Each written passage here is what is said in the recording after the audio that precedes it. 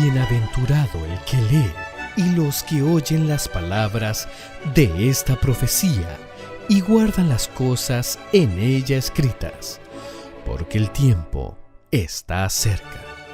Son muchas las preciosas verdades que contiene la palabra de Dios, pero es la verdad presente lo que el pueblo necesita.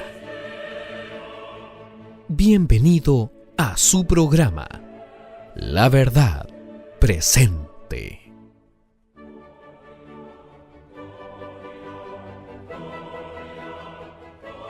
Estamos nuevamente ya en el tema número 4 de esta serie, donde estamos estudiando cómo está Cristo glorificado ya en el cielo después de la resurrección, contemplado justamente en la visión del Apocalipsis, en la visión de Juan, y cómo está dando mensajes a su iglesia. Esta es la presencia del Cristo glorificado y es la imagen que se le presenta ahora a Juan para que pueda transmitir a la iglesia. Ya no el Cristo glorificado, sino ya no el Cristo crucificado, sino el Cristo glorificado con todo su poder, su gloria. Vamos a leer el primer texto que se encuentra en Hebreos, capítulo 9, versículo 24. Hebreos, capítulo 9, versículo 24. Porque no entró Cristo en el santuario hecho de mano, figura del verdadero, sino en el mismo cielo, para presentarse ahora por nosotros en la presencia de Dios. Vamos ahora entonces a orar, vamos a pedir que el Señor Jesús nos acompañe y vamos a pedir justamente por esta realidad de que Cristo está en el santuario, y vamos a pedir a ese lugar que nos bendiga el día de hoy para iniciar el estudio. Padre nuestro que estás en el cielo, santificado sea tu nombre, Señor. Te damos gracias porque tú nos permites estudiar tu palabra. Te suplicamos, oh Señor Jesús, que nos ayudes y nos bendigas, que unjas mis labios para poder hablar, para poder predicar, Señor, para poder tener este estudio bíblico, y que pueda tu Espíritu Santo descender a cada uno de los hermanos que nos escuchan para poder estudiar tu santa palabra. Gracias por todas las cosas. Te lo pedimos y te lo agradecemos, no porque haya mérito alguno en nosotros, sino en los méritos de nuestro Salvador, Cristo Jesús. Amén.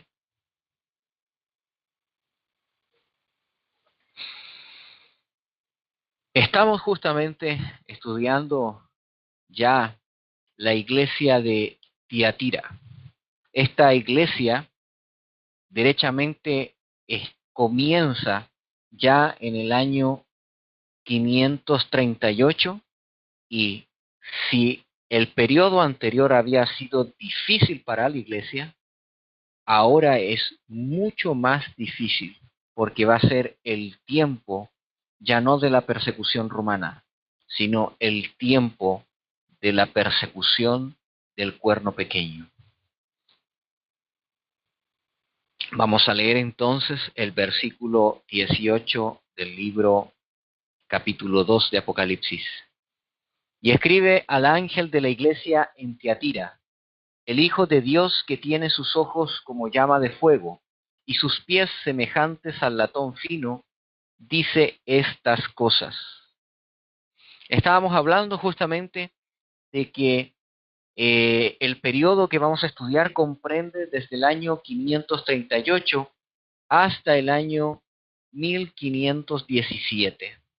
Es aquí donde ya está trabajando y actuando fuertemente el anticristo, el cuerno pequeño que aparece en la historia de este mundo. Y aquí va a ser presentado como que tiene una iglesia corrupta. Antes de entrar en la historia, quiero hablarles primeramente del que se presenta para dar el mensaje a su iglesia.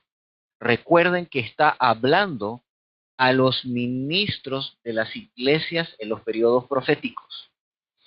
Cristo se presenta a sí mismo como el que tiene los ojos como llama de fuegos, y también es presentado como que tiene los pies como columnas de bronce bruñido al rojo vivo, como si estuvieran en un horno ardiente. Se presenta a sí mismo como el Eterno, el Hijo de Dios. Vamos a analizar con un texto bíblico el por qué es presentado como el que tiene los ojos como llamas ardientes. Vamos a leer entonces la Biblia en Deuteronomio capítulo 4, versículo 24. Deuteronomio capítulo 4, versículo 24. Dice lo siguiente: porque Jehová tu Dios es fuego consumidor, Dios celoso. El Señor con su vista y presencia es fuego eterno. Él puede ver todos los misterios de los hombres y es presentado justamente mirando este periodo de la historia del mundo.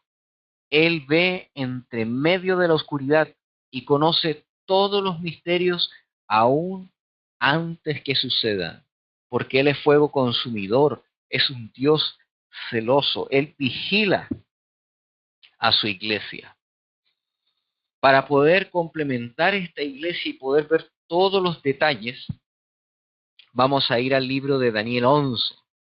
Estamos complementando con el libro de Daniel debido a que leímos en el primer día que deben estudiarse juntos. Daniel 11, versículos 23 y 24.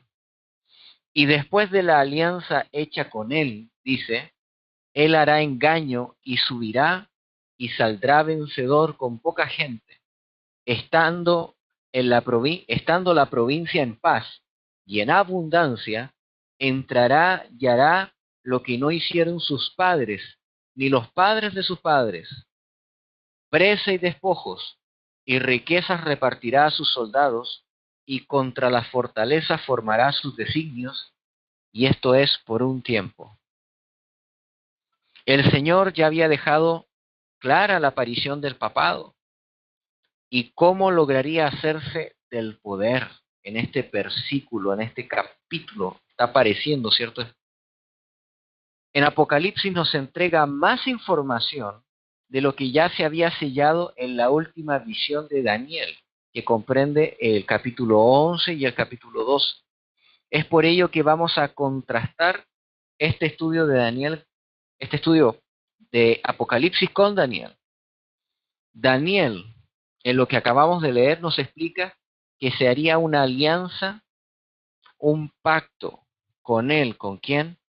Con el rey del norte, el cuerno pequeño, el papado. Y es presentado que va a hacer una alianza ¿con quién? Con el rey del sur, los poderes civiles. Por lo tanto, lo que está mencionando aquí Daniel 11 es exactamente lo que estaba mencionando el libro de Apocalipsis en otros capítulos como el 13 o el 12, donde menciona que este cuerno pequeño se va a unir al Estado. Y esto sucede justamente, vimos que comienza con Constantino, pero sigue sucediendo hasta llegar a un refinamiento, una perfección de estos lazos entre el Estado y el papado. Esto se realiza con el Imperio Romano de Oriente, y así el Papa ascendería al poder completo en el año 538. Partió en el 313 con Constantino y llegaría a su máximo apogeo en el 538 con la ayuda de los francos, ¿cierto?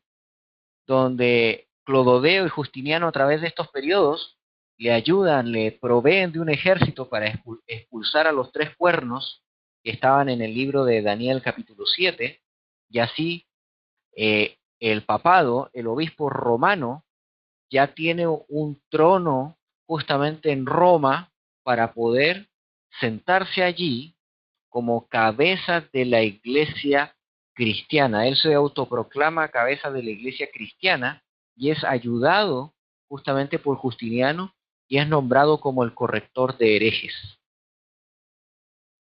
Ya justamente con este año 538, el papado está completamente formado y su trono asentado y comienza a avanzar y a trabajar. Recuerden que habíamos leído de que Satanás tenía un trono en la iglesia en el periodo anterior, en el periodo de Pérgamo, pero ahora ya en Tiatira va a empezar a demostrarnos algo mucho más completo. Dice el versículo 19, yo conozco tus obras y tu amor y servicio y fe y tu paciencia y que tus obras postreras son más que las primeras. Miren lo interesante que se empieza a mencionar aquí. Dice que el Señor conoce esta iglesia de Tiatira, ¿cierto? Esto ha sido una temática repetitiva en los estudios que hemos estado viendo. El Señor conoce a cada una de las iglesias que ha ido mencionando y dice que conoce sus obras. La palabra estudiamos que, significa, que se tiene por obras, significa sus hábitos, sus trabajos, todo lo que ellos desarrollan, en todo lo que hacen debajo del sol. Pero aquí mencionan que el Señor Jesús conoce su amor y su fe. La palabra que aparece aquí para describir el amor es ágape, la palabra que hemos estado estudiando toda esta semana. Dice y da testimonio que estos fieles que están aquí en Tiatira tienen el ágape y tienen fe, tienen unos grandes dones espirituales, ¿cierto? El mayor de los dones es el amor, y dentro del listado de los dones después está la fe y la esperanza. Ellos tienen el amor y la fe, y debido a estos dones espirituales, ellos pueden entonces tener un servicio y paciencia. Por medio del amor y la fe, ellos trabajan para el Señor y perseveran en el Señor. Y por tanto, las últimas obras son más abundantes que las primeras. Ellos no tienen el problema que tenía Éfeso. Los fieles que aparecen aquí mantienen el amor. Ellos salieron de la persecución y entonces aprendieron la gran lección y mantienen el amor, ¿cierto? Lo mantienen y mantienen la fe. Gracias a este amor derramado en sus corazones, no han decaído, se han mantenido. Sus obras postreras son mejores que las primeras. Esta iglesia es mirada con ternura por el Señor Jesús, ya que en este tiempo, pese a ser uno de los más difíciles, en todo el tiempo que ha existido para la iglesia, esta iglesia presenta frutos para el Señor. Las circunstancias que te rodean, hermano, no son excusa para dar frutos para el Señor. Tenlo presente, es una gran lección que aparece aquí en la iglesia de Tiatira. Vamos a seguir leyendo el versículo 20 al versículo 21. Dice así: pero tengo unas pocas cosas contra ti, porque permites a esa mujer Jezabel, que se dice profetiza, enseñar y seducir a mis siervos a fornicar y a comer cosas sacrificadas a los ídolos, y le he dado tiempo para que se arrepienta de su fornicación y no se ha arrepentido. Vamos a complementar este texto con Daniel 11. Vamos a leer otra parte. Vamos a ir a Daniel 11, versículos del 31 al 33. Daniel 11, versículos del 31 al 33. Y dice: y se levantarán brazos de su parte y contaminarán el santuario la fortaleza, y quitará el continuo y pondrá la abominación desoladora. Y con lisonjas, ¿cierto? Con palabras agradables, hará pecar a los violadores del pacto. Mas el pueblo que conoce a su Dios se esforzará y hará proezas. Dará frutos en tiempos angustiosos para la iglesia. Y los sabios del pueblo instruirán a muchos. Pero también nos menciona Daniel 11, versículo 33, que caerán a espada y a fuego, en cautividad y despojo, por mucho tiempo, por muchos días. Satanás, al haberse unido al poder civil, al haberlo engañado, ¿cierto? Por medio de la unión con la iglesia, logra formar ya en esta etapa lo que nosotros conocemos como el Vaticano, el Papa Romano. Y allí ahora el Papa será nombrado, como lo dijimos por Justiniano, el corrector de herejes, y se le dará un ejército blindado por los poderes terrenales para combatir al Dios de los cielos. Dice que iba a contaminar el santuario, quitaría el continuo y pondría la abominación desoladora. Por medio de estos ejércitos, por medio de esta autoridad, de este poder civil, se iba a establecer una iglesia corrupta que la Biblia le llama Jezabel. Es una ramera, ¿cierto? Es una ramera, pero además es sacerdotisa, porque Jezabel tenía esa cualidad. Ella era sacerdotisa de un culto pagano.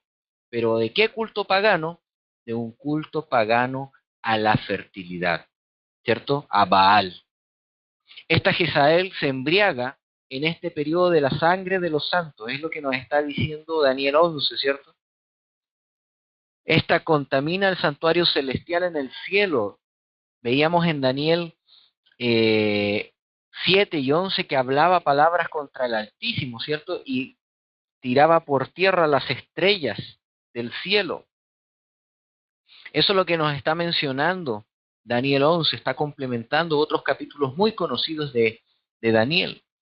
Y dice que quita, estos versículos, la obra del continuo ministerio de Cristo y presenta ahora una justificación por obras nacida de la corrupción del amor de Dios. Mientras que hay un pueblo que es fiel, que tiene el amor y la fe, tenemos otro pueblo que no tiene el amor ágape, sino que enseña a otros a fornicar y a comer comida sacrificada a los ídolos. Hace concesiones, ¿cierto? Harían ver a Dios como un ser terrible. Esta iglesia diría que Dios es tan terrible que necesitaban intermediarios para poder llegar a Dios, que Jesús también se molestaba y se enojaba, y para eso estaban los sacerdotes, y podían escuchar las confesiones. Y también en este periodo es donde nombraron, ¿cierto?, a María como corredentora y también era intercesora. De aquí aparecen todos estos problemas, ¿cierto? Y contaminan el santuario de Dios con estas falsas doctrinas y quitan el continuo ministerio de Cristo allá en el santuario, lo despojan de acá de la tierra, no permiten que la gente lo conozca.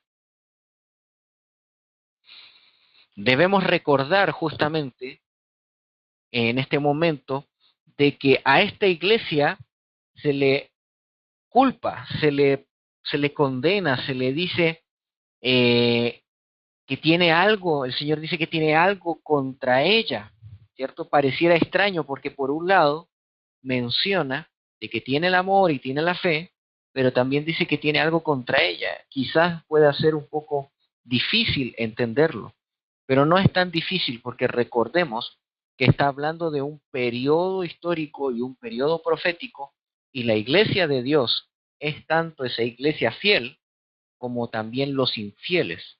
La iglesia de Dios es todos los que profesan que son el pueblo de Dios. Y en este periodo de la iglesia, ellos son los que están profesando que son la iglesia verdadera de Dios. Tenemos entonces que Jesús les reprocha. ¿Y por qué les está reprochando? Porque a este pueblo que se dice llamar el pueblo de Dios, permite la existencia de una iglesia corrupta, de una ramera corrupta, que se acuesta con los reyes de la tierra, que hace pactos, que une la religión con el Estado. ¿Por qué?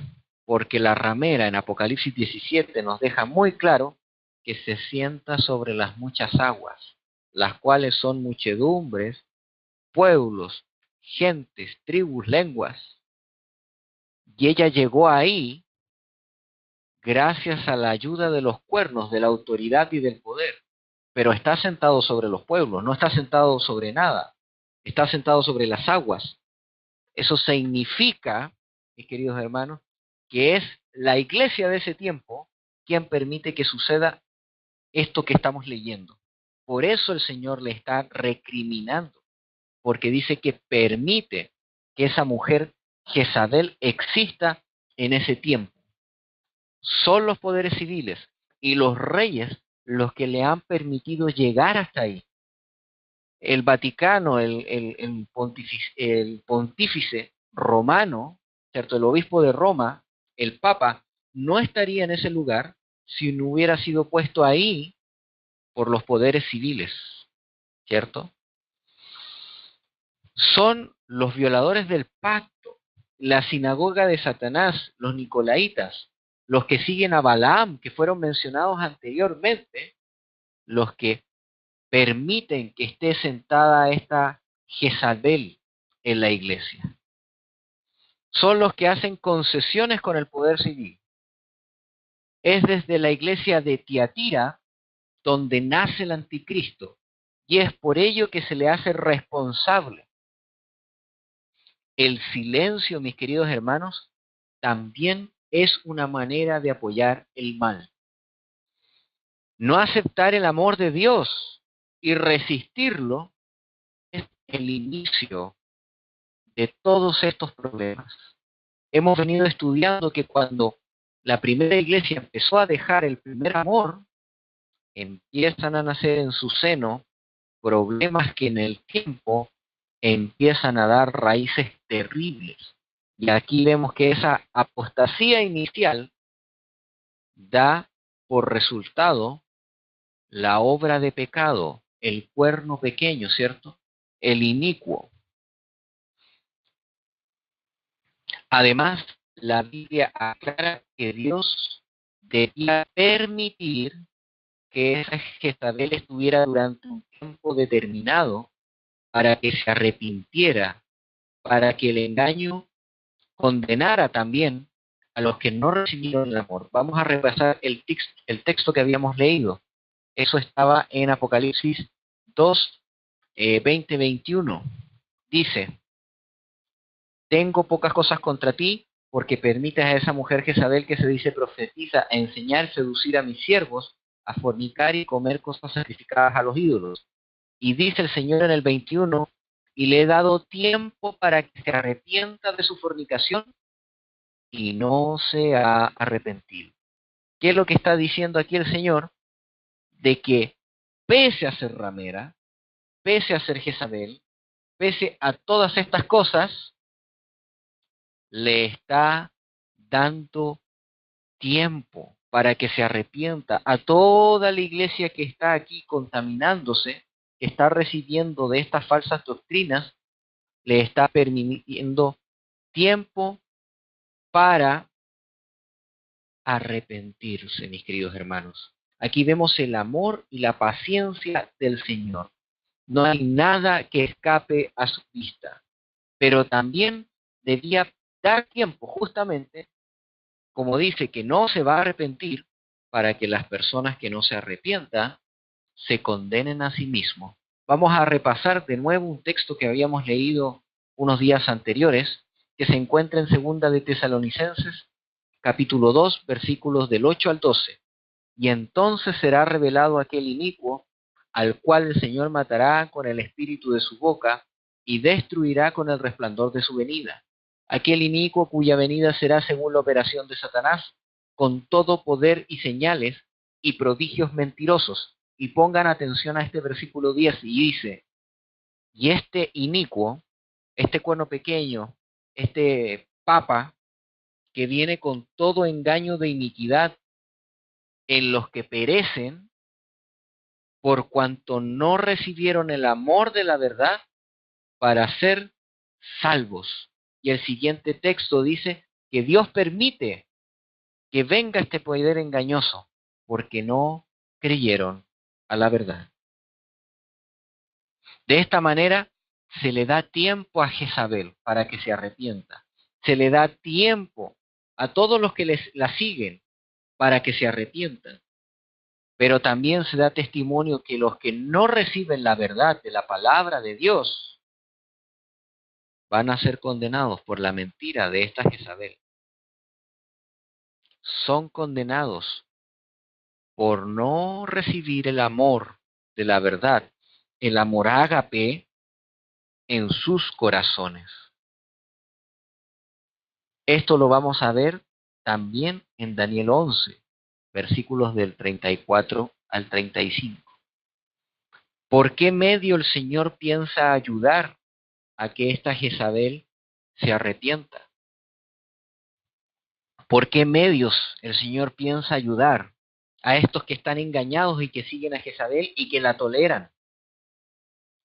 Daniel 11, versículo 34 dice, y en su caer serán ayudados de un pequeño socorro, y muchos se juntarán a ellos con lisonjas, y algunos de los sabios caerán para ser purificados y limpiados y emblanquecidos hasta el tiempo determinado, porque para esto aún hay plazo.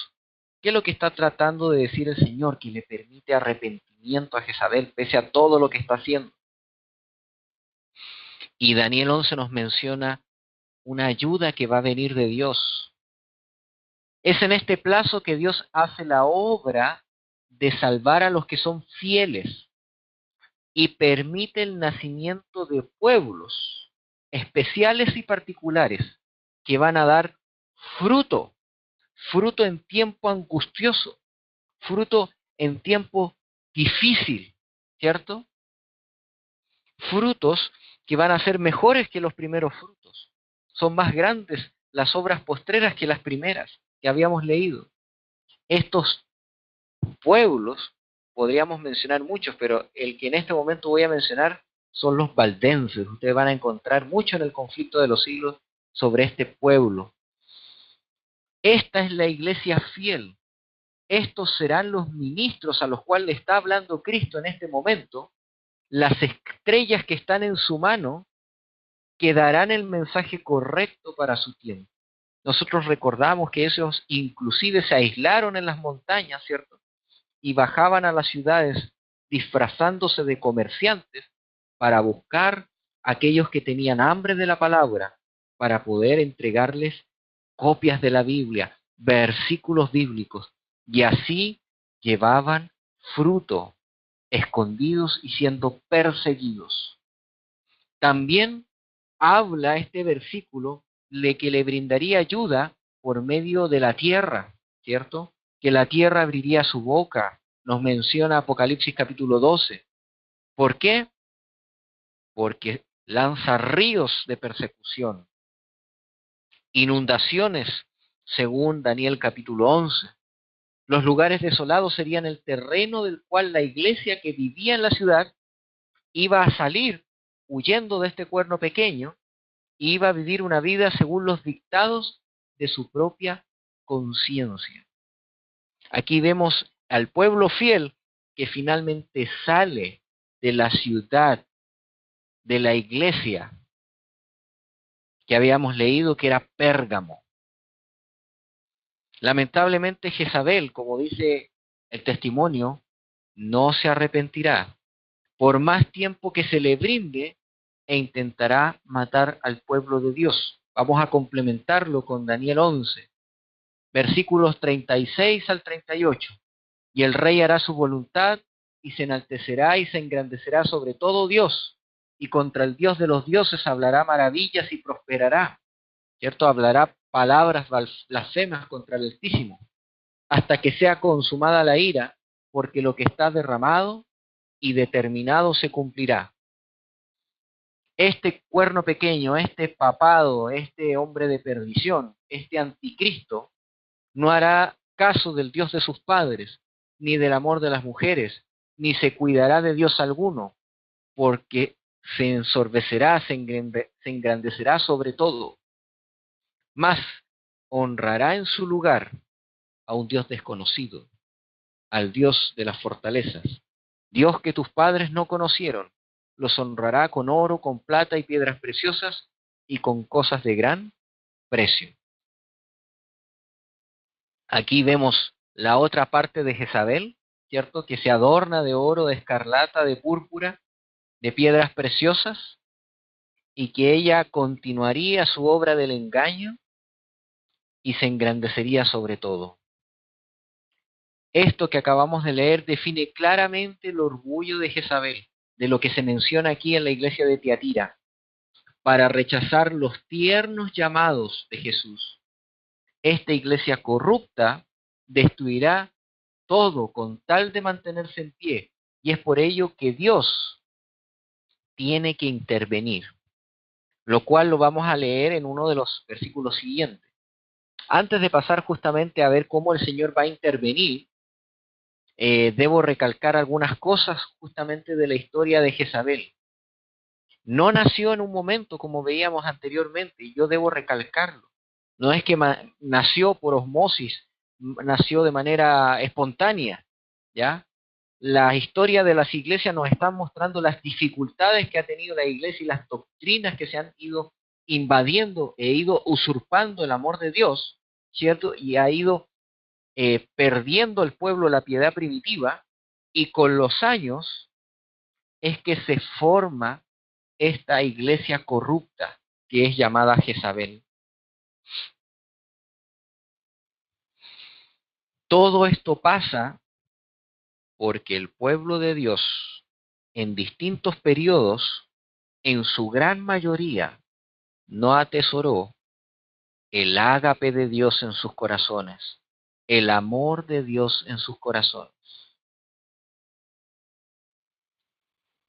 En este tiempo que acabamos de leer, predomina el grupo que ha olvidado su primer amor y es capaz de recibir cualquier cosa para llenar el vacío que ha dejado el primer amor, y son engañados.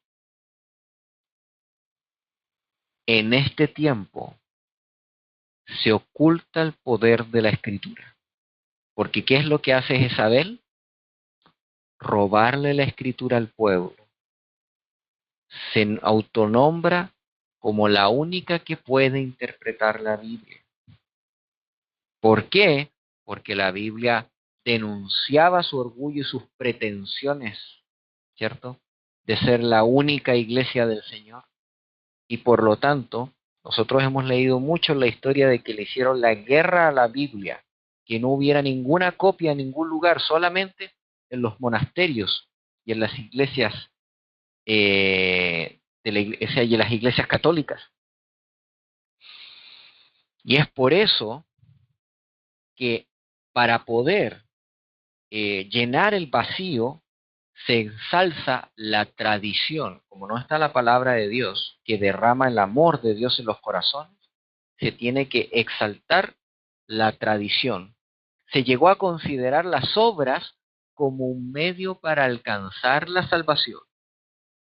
Un falso sacerdocio humano, repito, un falso sacerdocio humano oscureció el verdadero y continuo sacerdocio de Jesucristo allá en el cielo.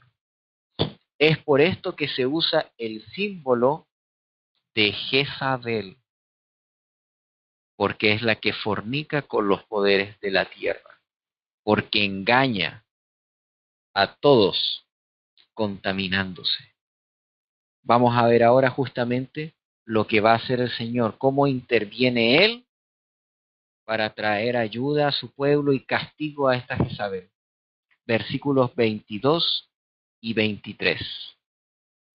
He aquí, yo la arrojaré en cama, y los que adulteran con ella en muy grande tribulación, si no se arrepienten de sus obras.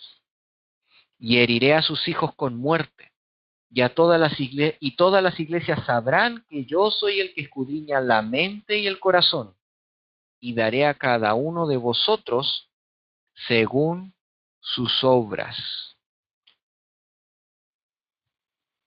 El Señor, a través de esta advertencia que acabamos de leer, estaría diciéndole lo que habría de hacer contra ellos. Produciría en ella un estado que no la mataría, sino que la dejaría tendida en cama, botada, como queda un paralítico. Esa es la expresión que se está utilizando aquí en la Biblia en el griego. Está hablando de que la echaría en cama, de que va a quedar paralítica, enferma, que no podría levantarse. Y esto es un claro paralelo, mis queridos hermanos, a la herida de muerte que se le daría en el futuro a la iglesia ramera. Dice como herida de muerte, como tirada ahí, desfalleciendo, ¿cierto? Junto con ella, a todos los que se acostaban con ella, sufrirían los castigos tan ciertamente como ella los iba de recibir en el futuro, ¿cierto? ¿Por qué? Porque está diciendo que también iba a herir de muerte a todos sus hijos. Aunque a usted le parezca raro, ¿cierto? Todo lo que estamos leyendo, pese a todo, las obras de esta iglesia, el Señor expresa claramente que le da un tiempo para arrepentirse. Esto es el amor de Dios, la paciencia de Dios, que todo lo observa, que todo lo ve. A Él no se le puede engañar, pero vemos también que Él tiene misericordia de esta iglesia, la tolera, le manda mensajes para que se arrepienta, pero no se quiso arrepentir. Nos especifica estos textos que esta ramera tiene hijos. En Apocalipsis 17 se menciona que tiene hijas, ¿cierto? Otras iglesias. Pero aquí dice que tiene seguidores. Les da tiempo también a estos seguidores para arrepentirse. El Señor Jesús es el que tiene los ojos como llamas de fuego, el que todo lo ve, el que escudriña la mente y el corazón, y pagará a cada uno conforme a sus obras. ¿Cuáles son sus obras, mi querido hermano? ¿Qué recompensa tendremos? No hay oscuridad tan grande que Jesús no pueda sondear, no pueda mirar, no pueda escudriñar, ¿cierto? Dice que Él escudriña la mente y el corazón. Él puede escudriñar los pensamientos de todos los miembros de su iglesia. Él puede escudriñar los sentimientos y los afectos de todos los miembros de su iglesia.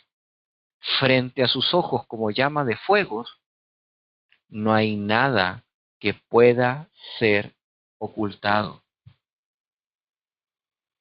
Pero aquí viene un mensaje interesante, un mensaje de amor, versículos 24-25. Pero lo que tenéis, retenedlo hasta que yo venga.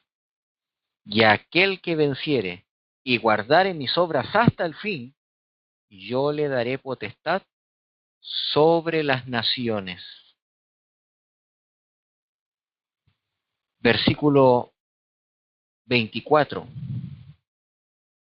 Pero a vosotros digo, y a los demás en Tiatira, a cuantos no tienen esta doctrina y no han conocido lo que ellos llaman profundidades de Satanás, no pondré sobre vosotros otra carga. Es interesante, mis queridos hermanos, cómo es el amor del Señor Jesús. Conoce a su iglesia, conoce sus trabajos, conoce su persecución, sus tribulaciones, y sabe qué exigir.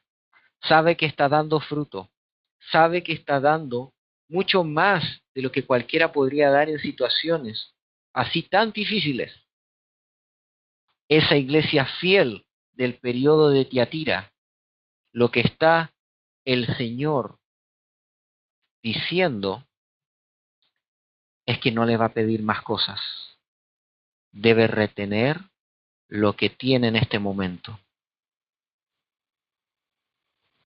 Las personas que existen en ese periodo de la iglesia de Tiatira, que son conocidas en ese tiempo como fieles, voy a nombrar algunos, ¿cierto? Nombramos a los valdenses, pero también estaban los seguidores de Wycliffe. El conflicto de los siglos menciona que había una isla, la isla de Iona, y donde también salían misioneros para poder llevar la palabra a otros lugares. El Señor ve este trabajo en tiempo difícil y entiende que no pueden avanzar en la verdad, que no puedan desarrollar la verdad bíblica mucho más en este tiempo. Y por lo tanto los insta a mantener lo que tienen. Debo ahora parar y hacer algunas aclaraciones, ya que estamos en esta parte, ¿cierto? Vamos a aclarar un poco sobre el peligro que existe para la Iglesia de Dios presente. Estamos tratando de proyectar las enseñanzas, la lucha que contendieron estas personas para mantener su libertad de conciencia, su libertad de adoración de Dios, ¿cierto? Tuvieron que salir a lugares extremos, lugares difíciles. Y por eso mismo hay algunas lecciones que me gustaría sustraer de ese tiempo y complementarlas con una lectura que vamos a hacer en este momento, que se encuentra justamente en Señales de los Tiempos, Sign of the Times, noviembre 26 de 1946, imagínense. Voy a leerles la máxima preocupación, el máximo deber que tiene la Iglesia Adventista en este momento. Se los voy a leer completo para que puedan entender esto que debemos guardar, que debemos proteger, y que la hermana White insta, que es el trabajo de los trabajos de la Iglesia Adventista, además de predicar el triple mensaje angélico al mundo. Carlyle D. Haynes, espero haberlo pronunciado bien, explicó la diferencia justamente en el Sign of the Times entre la tolerancia y la libertad. Quiero que pongan atención. La tolerancia no es libertad, mi querido hermano. La tolerancia es una concesión. La libertad es un derecho. La tolerancia es asunto de conveniencia, mientras que la libertad es un principio. La tolerancia es una concesión otorgada por el hombre. La libertad es un don de Dios. La tolerancia implica la superioridad de una clase o un grupo sobre otro. Es una concesión otorgada por un superior hacia un inferior. Es un acto de indulgencia o gracia, no el reconocimiento de la justicia y el derecho. Hay en ella un concepto de desigualdad. El verdadero concepto, ciertamente el democrático, es el de la igualdad. La tolerancia en asuntos religiosos presupone que el gobierno ya eligió y adoptó una religión como verdadera y que considera a todas las demás como falsas, heréticas o cismáticas. La tolerancia permite a estas otras que subsistan simplemente por una indulgencia mas no por derecho. La tolerancia implica pretender el derecho de prohibir, desterrar, refrenar, en fin, de ser intolerantes. El poder de conceder algo entraña también el poder de revocarlo. Por lo tanto, cuando se establece el principio de la tolerancia y llega a ser el método de gobierno, debe reconocerse que implica también el poder para prohibir. Esto es lo que significa la tolerancia, la violación de la justicia esencial y finalmente el conflicto. Siempre en las magistrales palabras de Haynes, la tolerancia no es, como algunos piensan, lo contrario de la intolerancia. Es una imitación, pero disfrazada con un nombre más desagradable. Ambas son despóticas. La intolerancia asume el derecho de privar la libertad de conciencia. La tolerancia asume el derecho de conceder esta libertad. Para que ustedes entiendan, sigo leyendo. La tolerancia es completamente inconsecuente al concepto democrático de la igualdad y con la libertad plena y perfecta. No es un reconocimiento justo y honorable de los derechos. Ningún hombre convencido de que su religión es verdadera y de su inherente derecho a creerla, practicarla y propagarla, pedirá que estas prerrogativas que Dios le ha dado sean meramente toleradas. Reclama como un derecho la libertad de adorar tal como Él quiere, de tener una libertad para adorar a Dios según los dictados de su propia conciencia. ¿Por qué les estoy leyendo esto? Inmediatamente les voy a leer la cita de Consejos para la Iglesia, página 611. Una de las tareas más emblemáticas de la Iglesia Adventista. Como pueblo, no hemos hecho la obra que Dios nos ha confiado. No estamos listos para la crisis que nos impondrá la promulgación de la ley dominical. Es deber nuestro, mientras vemos las señales de que se acerca el peligro, levantarnos y obrar, tal como lo hizo la iglesia de Tiatira, mis queridos hermanos. Sigo leyendo. Nadie se quede sentado en serena expectación del mal, consolándose con la creencia de que esta obra debe ir delante porque la profecía lo ha predicho y que el Señor protegerá a su pueblo. No estamos haciendo la voluntad de Dios si permanecemos quietos sin hacer nada para preservar la libertad de conciencia. Deben hacerse a Dios oraciones fervientes y eficaces para que esta calamidad sea diferida hasta que podamos realizar la obra que durante tanto tiempo ha sido descuidada. Elévense oraciones muy fervientes y luego trabajemos en armonía con nuestras oraciones. Puede parecer que Satanás triunfa y que la verdad está abrumada por la mentira y el error, pero Dios quiere que recordemos cómo en el pasado Él salvó a su pueblo de sus enemigos, de cómo salvó en el pasado a la iglesia de Tiatira. Siempre eligió para manifestar su poder los momentos de extrema necesidad, cuando nos parecía tener la posibilidad de verse librados de la acción de Satanás. La necesidad del hombre es la oportunidad de Dios. La iglesia de Tiatira, para mantener su conciencia libre, salió entonces, se dirigió a lugares desolados, al campo, donde la tierra le ayudó, y allí volvió luego a trabajar a la ciudad para libertar las conciencias de aquellos que estaban esclavos. Nosotros en este periodo debemos trabajar con el mismo fervor, defender la libertad de conciencia, tal como lo leímos en Sign of the Times. Y debemos orar para que se detenga esta angustia que viene y completemos la obra que se nos ha encomendado.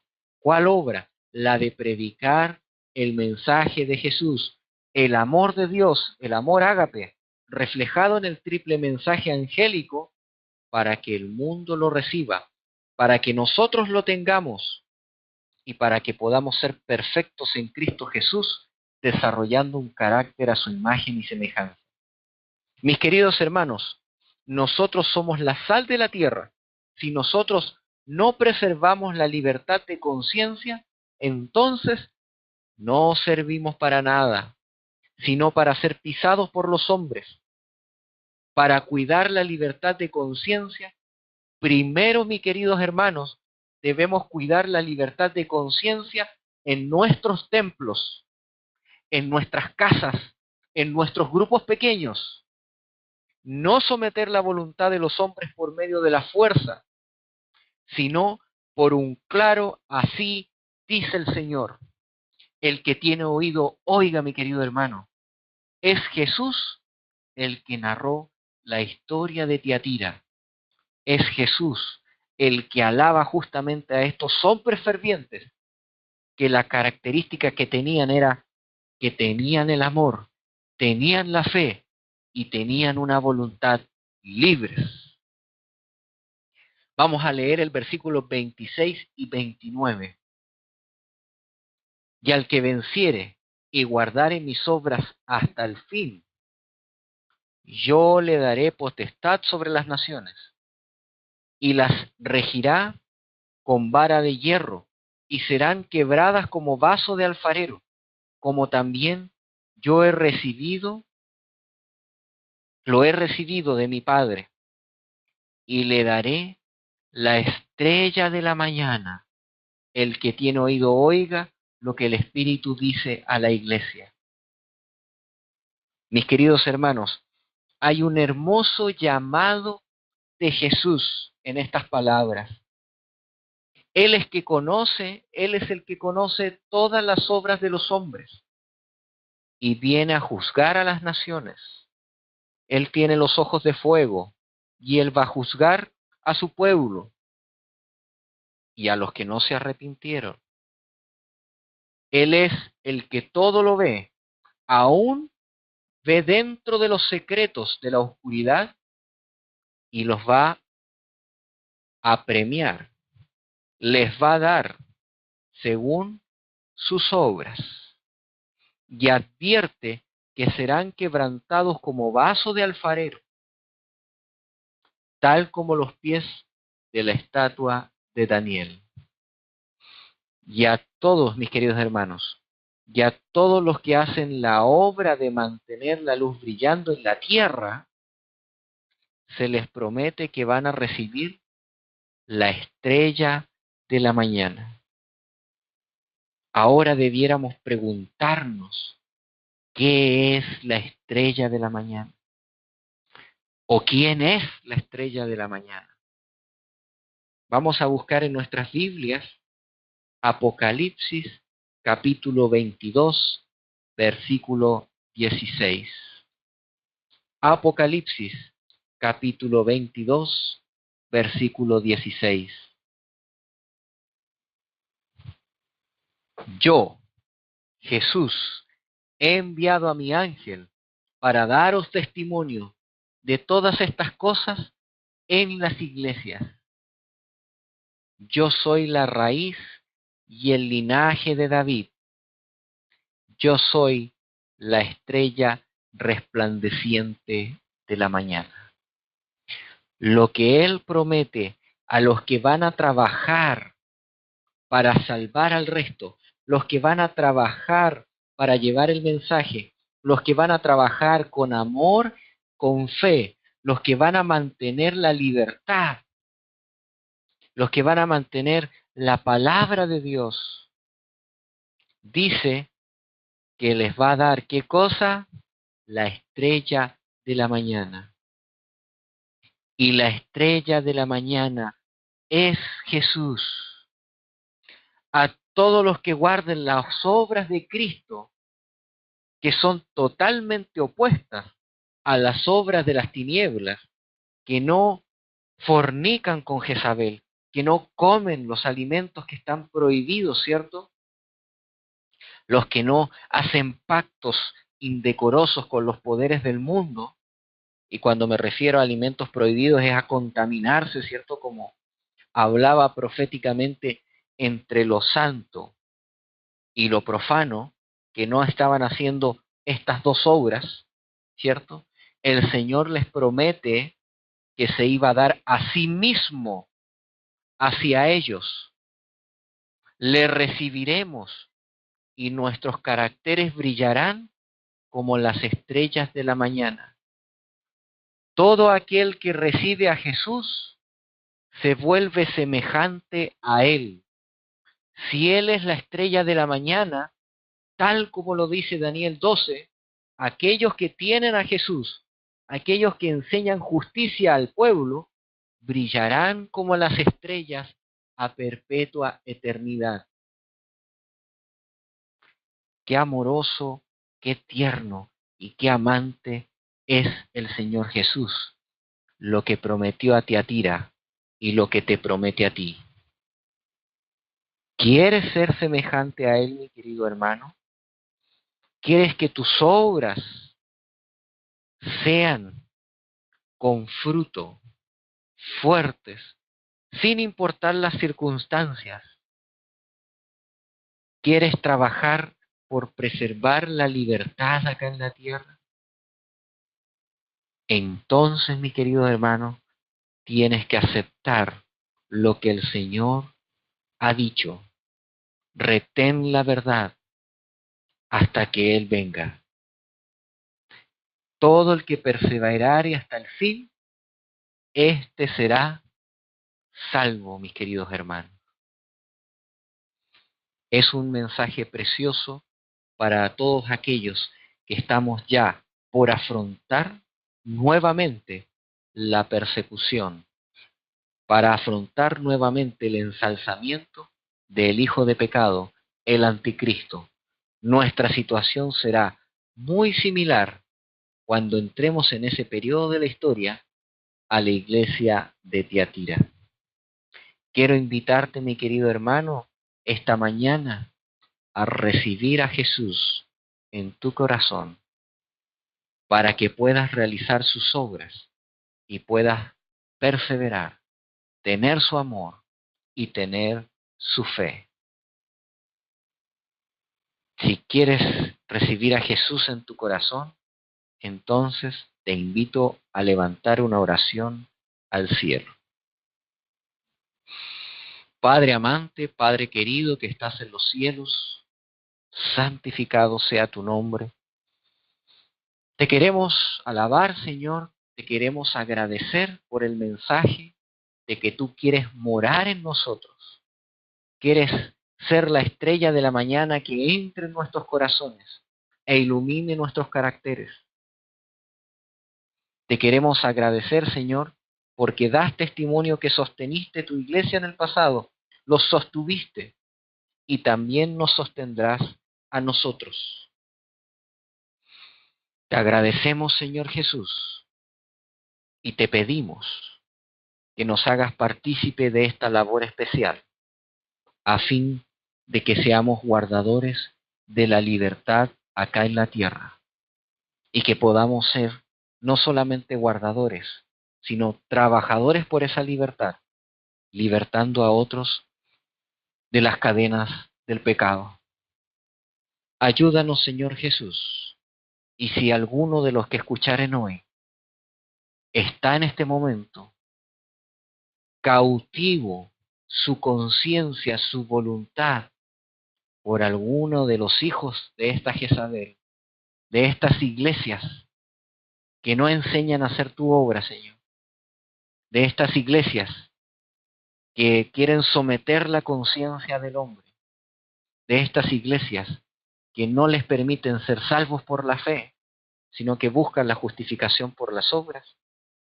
Si hay alguno de aquellos que está escuchando esta mañana, te pedimos por ellos para que tú los puedas hacer salvos, libres y puedan formar parte de este pueblo especial de tu pueblo escogido, del remanente del Señor, que puedan predisponerse para aceptarte y tomar el voto bautismal, que puedan iniciar sus estudios para estar en tu amada iglesia. Te agradecemos no porque haya mérito alguno en nosotros, sino que te lo agradecemos en el nombre de tu Hijo amado, Señor nuestro, Cristo Jesús. Amén, amén y amén. Y les recuerdo este hermoso versículo que hemos leído toda esta semana. Romanos capítulo 8, versículos 38 y 39. Por lo cual estoy seguro, mis queridos hermanos, que ni la muerte, ni la vida, ni los ángeles, ni principados, ni potestades, ni lo presente, ni lo porvenir, ni lo alto, ni lo profundo, ni ninguna otra criatura nos podrá separar del amor de Dios que es en Cristo Jesús, Señor nuestro. Que el Señor les bendiga esta mañana, que el Señor les bendiga en todos sus trabajos y nos permita el día de hoy contemplar su faz. Que el Señor les bendiga.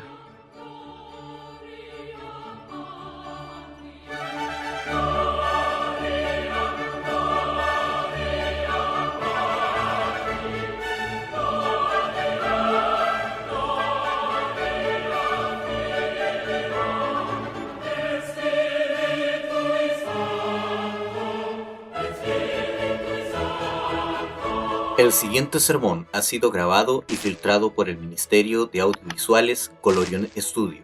Si te ha gustado nuestro trabajo, puedes dirigirte a nuestro canal de YouTube, Colorion Studio, y buscar nuestro podcast La Verdad Presente y otros temas que pueden ser de tu interés. Si quieres apoyar nuestro trabajo, puedes hacerlo por medio de Patreon, buscando Colorion Studio. El Señor les bendiga.